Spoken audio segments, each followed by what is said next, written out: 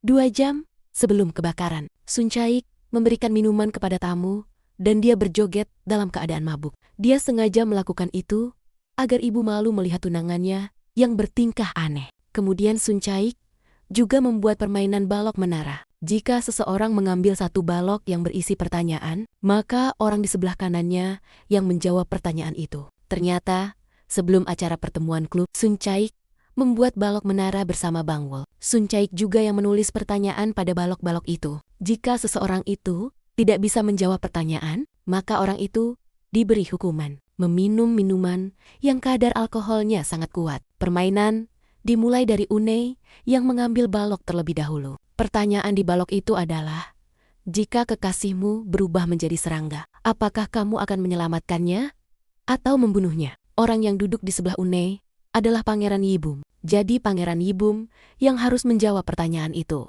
Tapi Pangeran Yibum tidak mau menjawab pertanyaan itu. Dia juga tidak mau minum karena dia tidak mau diperintah. Kemudian Sun Caik meminum minuman hukuman itu karena dia tidak mau acara menjadi rusak karena olah. Pangeran Yibum melihat kekasihnya yang meminum minuman itu. Pangeran Yibum pun mengikuti permainan dan mengambil balok itu. Pertanyaan di balok itu adalah, apa warna celana dalam yang kamu pakai? Tapi Pangeran Yibum tidak menanyakan pertanyaan itu. Dia merubahnya dengan kapan terakhir kali kamu berciuman. Sun Caik agak kaget karena dia tidak merasa menulis pertanyaan itu. Dan dengan percaya diri, Sun Caik menjawab bahwa dia tidak pernah berciuman sejak lahir karena dia adalah wanita bangsawan yang terhormat. Kemudian Pangeran Yibum membahas tentang malam itu dan Sun Caik langsung menutup mulut. Pangeran Yibum, ibu Sun Caik, masih terkejut dengan ramalan peramal itu. Kemudian ketika putranya berlari, mereka memberitahu bahwa ada lamaran pernikahan yang datang ke rumah mereka. Pangeran Yibum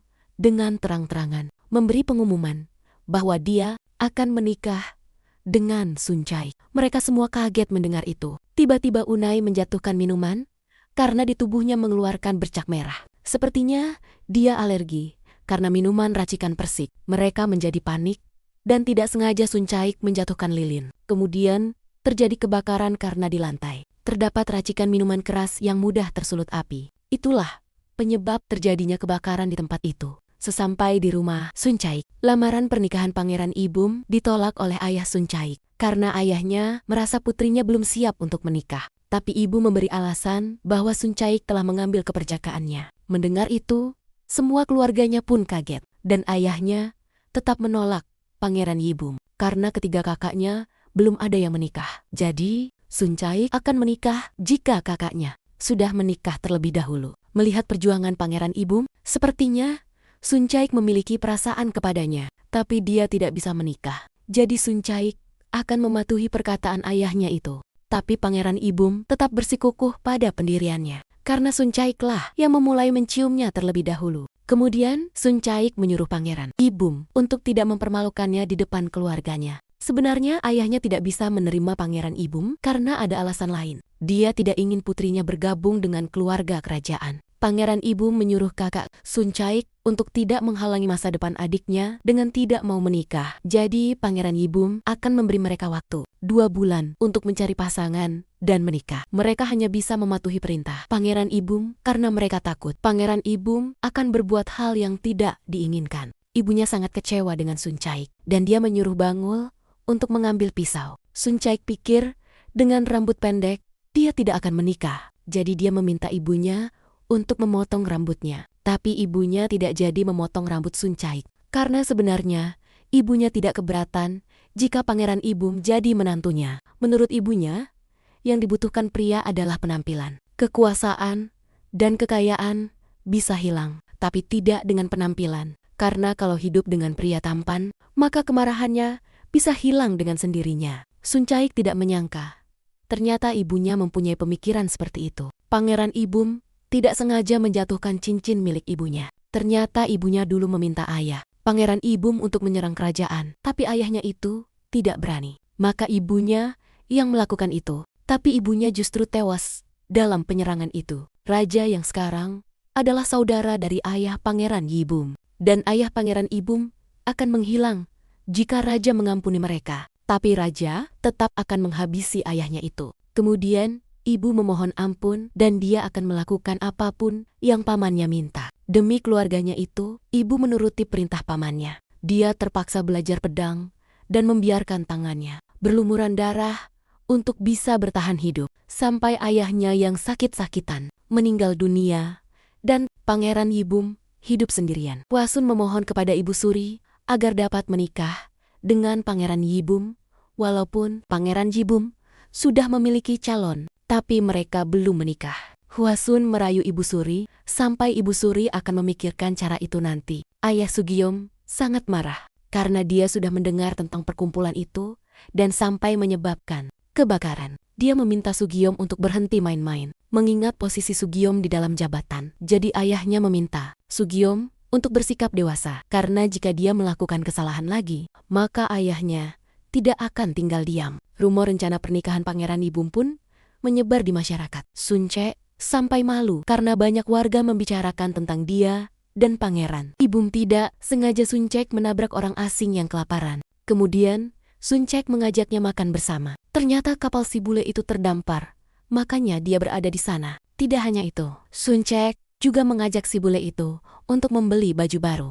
Pelayan toko agak takut ketika Suncek mengajak orang asing karena katanya orang asing itu membawa penyakit yang tidak diketahui. Tapi Suncek merasa itu hanya rumor dan Suncek akan bertanggung jawab jika terjadi sesuatu nanti. Jadi Suncek minta pelayan untuk membuatkan setelan untuk pria itu. Pelayan itu pun hanya dapat menurut karena itu permintaan dari Suncek. Suncek mengunjungi rumah Unae karena khawatir dengan keadaannya. Tapi pelayan mengatakan bahwa Unae sedang tidak ada di rumah. Pelayan juga memberitahu bahwa Unae sudah sembuh setelah minum obat. Mendengar itu, Suncek pun lega. Di tengah jalan, Suncek bertemu dengan ayah Una dan Suncek sangat senang bisa bertemu dengannya. Ayah Unae merasa senang karena seorang bangsawan seperti Suncek mau memperhatikan putrinya. Dan Suncek mengatakan itu karena mereka berteman baik. Ternyata Unae sebenarnya ada di rumah. Entah kenapa,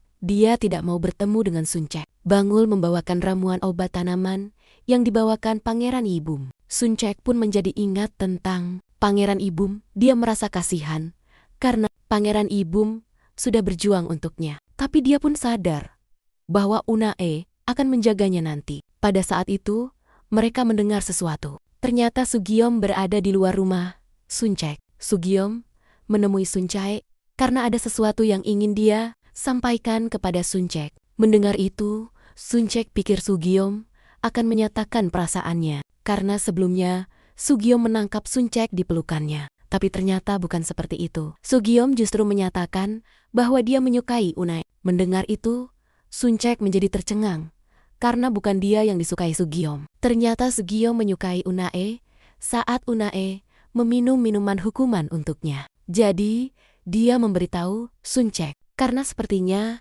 Suncek bisa membantu agar Sugiyom bisa menjalin hubungan dengan Unae. Suncek sangat bingung karena seharusnya dia menyatukan Pangeran Yibum dengan Unae. Kemudian dia meminta waktu kepada Sugiyom untuk berpikir terlebih dahulu dan Sugiyom tidak masalah dengan itu. Dia justru berterima kasih kepada Suncek Pangeran Yibum mengunjungi makam orang tuanya. Tapi di saat itu, ada orang-orang yang menyerangnya. Mereka berkelahi dan Pangeran Yibum berhasil melawan mereka, balik, sampai mereka mencoba lari. Dan Pangeran Yibum tetap mengejarnya.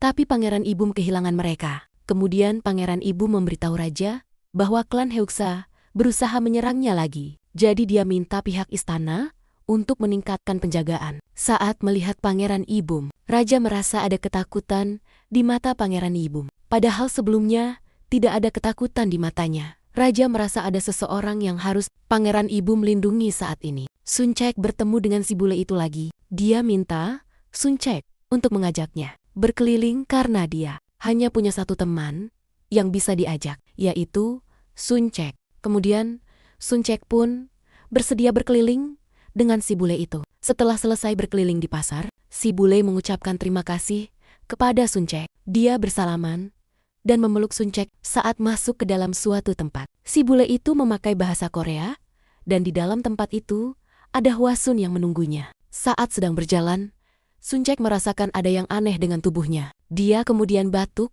dan mengeluarkan darah dari mulutnya. Pangeran Ibum kaget ketika di depan rumah Suncek ada prajurit yang membakar baju-baju milik Suncek. Bangul pun memberitahu Pangeran Ibum bahwa prajurit membawa Suncek karena dia diduga terkena wabah. Mendengar itu, Pangeran Ibum pun bergegas pergi. Suncek berada di suatu tempat di mana tempat itu dijaga dengan ketat. Tidak ada seorang pun yang boleh masuk ke tempat itu. Tapi Pangeran Ibum tetap berusaha untuk masuk. Dia tidak peduli dengan keselamatan dirinya itu. Suncek merasa sangat kedinginan. Pada saat itu, ada banyak tangan yang mencoba meraihnya. Tapi ternyata, itu hanya ilusi. Suncek bingung. Dari mana kesalahan itu dimulai? Apakah karena dia mengubah cerita tanpa tahu diri? Apakah itu yang menyebabkan dia menjadi sakit?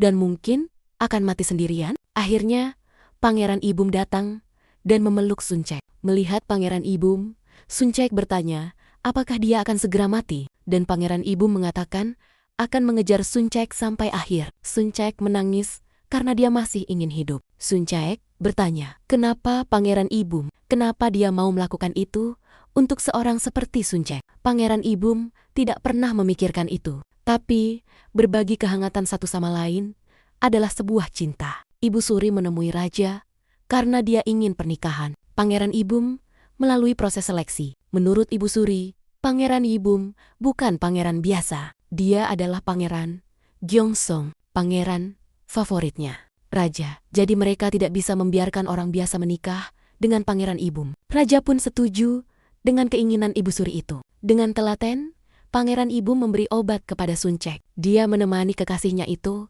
saat Suncek membutuhkan bantuan. Suncek khawatir jika mereka akan mati bersama karena penyakit itu. Tapi ibu menjamin mereka akan bisa keluar dari tempat itu. Ayah Unai memberitahu bahwa akan ada seleksi untuk menjadi calon istri. Pangeran Ibum dan ayahnya berencana akan mengirimkan lamaran pernikahan agar Unai bisa mengikuti seleksi itu. Unai sebenarnya tidak terlalu berminat, tapi ayahnya mengatakan bahwa mereka bukan lagi orang biasa, melainkan seorang bangsawan. Selama mereka memiliki uang, mereka dapat melakukan apapun. Keesokan harinya, Suncek merasa seperti sudah sembuh. Dia merasa sedih melihat Pangeran Ibum yang selalu menemaninya sampai tertidur di sampingnya. Hari dilaksanakan seleksi pernikahan akan segera dimulai. Para gadis berlarian menuju ke istana. Itu seperti perang pernikahan. Hantu yang masuk ke tubuh peramal itu melihat mereka. Dia pikir sepertinya ada yang akan diuntungkan dari pernikahan itu. Kemudian dia menerbangkan poster. Informasi seleksi pernikahan itu sampai kepada Suncek. Suncek membaca bahwa proses seleksi pernikahan itu hanya sampai jam 1 siang. Dan dia pergi menuju istana. Pangeran Ibum kaget ketika tidak melihat Suncek di tempat tidurnya. Suncek sudah memutuskan bahwa sisa cerita Suncek akan dia sediakan untuk Pangeran Ibum. Dia akan pertaruhkan hati dan takdirnya hanya untuk Pangeran Ibum, seorang